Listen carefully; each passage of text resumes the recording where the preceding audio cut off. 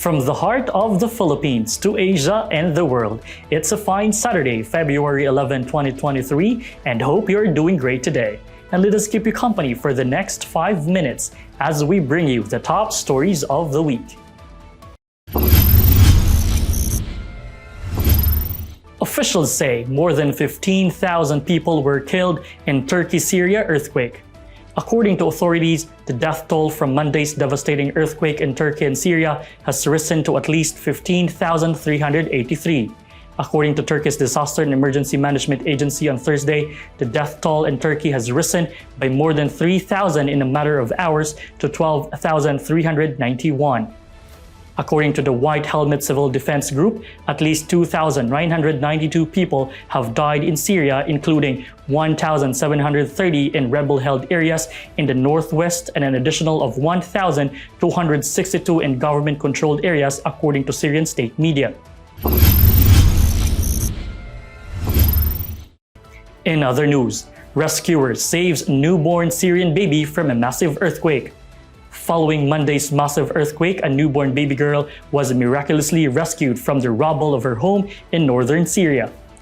The baby's umbilical cord was still attached to her dead mother when the rescuer picked up the newborn.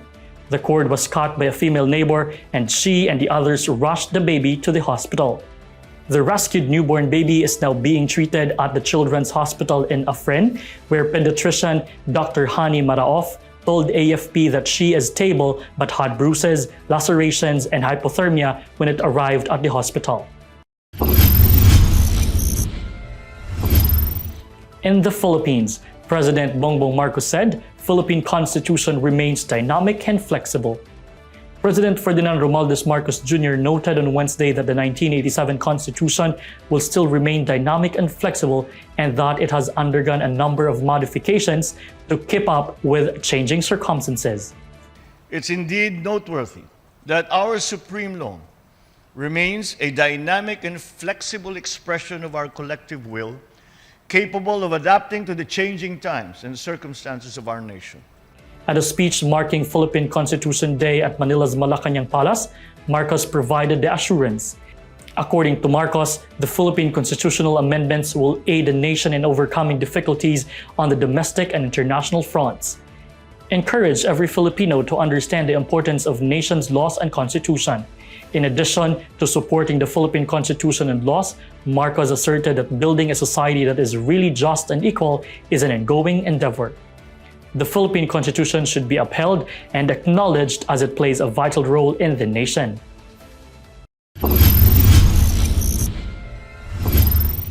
Local news. On February 6, 2023, the Department of Labor and Employment or DOLE Northern Mindanao, under its Child Labor Prevention and Elimination Program, distributed livelihood starter kits worth 30,000 pesos to each of the parents of 30 profiled child laborers in Cagayan de Oro. The DOLE Northern Mindanao, in coordination with PESO Cagayan de Oro, has conducted child labor profiling in Cagayan de Oro's 80 barangays. The beneficiaries came from barangays Cugman, Puntod, Gusa, Consolacion, Kamamanan, Makasandig, Tumpagon, and Basigan, according to Kathleen Kate Sorilla, manager of the Public Employment Service Office or PESO Cagayan de Oro. The Child Labor Prevention and Elimination Program of DOLE seeks to free kids from child labor, especially in its most harmful forms. Inside reports. As part of FPA India's hand-in-hand program, volunteers in Jhansi, Uttar Pradesh conducted a clothes distribution drive to provide basic clothing to our less fortunate Indian brothers and sisters. The clothes collected were donated to rural areas and urban slums where more than 500 people were so grateful to receive these clothes. This hand-in-hand program is an initiative of FPA India that aims to gather and encourage like-minded people together who believe that the whole world is one big family under one God. Those are the hot stories of the week. In truth, righteousness, and goodness. Aldrin Alfrez, New Civilization Network.